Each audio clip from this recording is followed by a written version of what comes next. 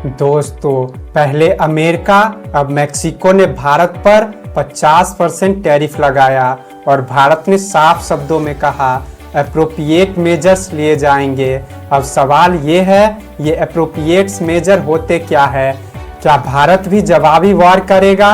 किन सेक्टर पर सबसे बड़ा झटका लगेगा? और क्या ये सिर्फ ट्रेड की लड़ाई है या इसके पीछे कोई बड़ी जियोपॉलिटिक्स छुपी है? आज इस वीडियो में आपको फुल जानकारी मिलेगी।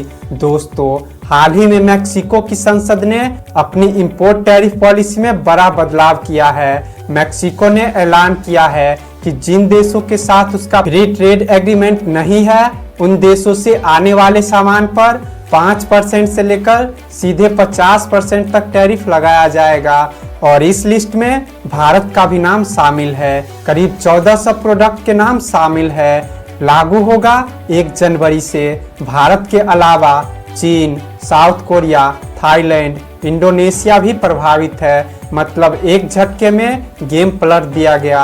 आखिर कौन कौन से सेक्टर्स प्रभावित होंगे? मेक्सिको ने टैरिफ लगाया है इन सेक्टर्स पर: ऑटोमोबाइल, स्टील और aluminium, machinery, electronics, textile, plastic, leather और कुछ केमिकल्स। यानी भारत के एक्सपोर्ट का बड़ा हिस्सा सीधे निशाने पर है। आखिर मेक्सिको ने ऐसा क्यों किया? मेक्सिको का ऑफिशियल स्टैंड क्या है? डोमेस्टिक मैन्युफैक्चरिंग को प्रोटेक्ट करना, नॉन एफटीए देशों पर डिपेंडेंसी कम करना, लोकल जॉब्स और प्रोडक्शन बढ़ाना। लेकिन दोस्तों, यह वही ख्याली पुलाव है जो कभी ट्रंप अमेरिका में देख रहे थे। टैरिफ लगाओ और सारी फैक्ट्रियां अपने आप आ जाएगी। साथ ही एनालिस्ट मानते हैं कि ये कदम यूएस और मेक्सिको के बीच ट्रेड पॉलिटिक्स से भी जुड़ा है।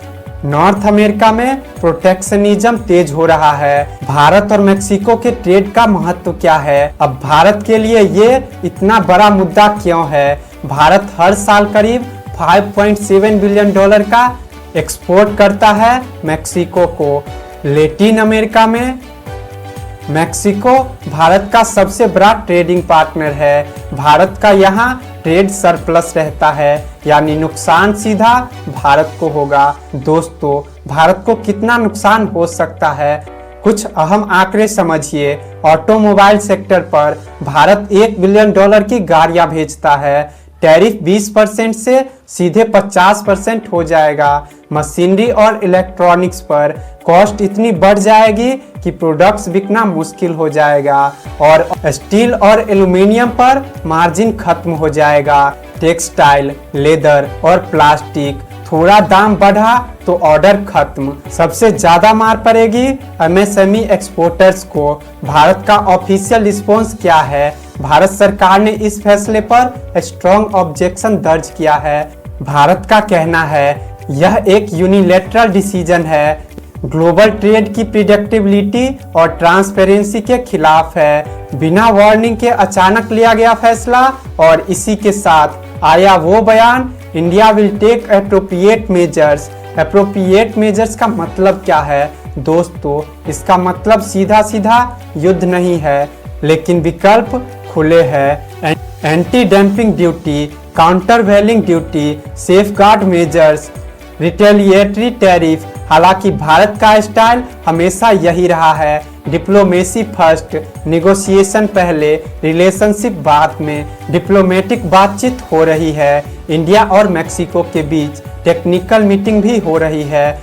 कॉमर्स सेक्रेटरी लेवल से बातचीत हो रही है। इंडियन एम्बेसी लगातार इंगेज कर रही है। भारत चाहता है exemptions, gradual tariff reduction, stable trade environment. WTO का रास्ता थ्योरी में है, लेकिन प्रैक्टिकल में नहीं। डिस्प्यूट सेटलमेंट सिस्टम लगभग ठप हो चुका है।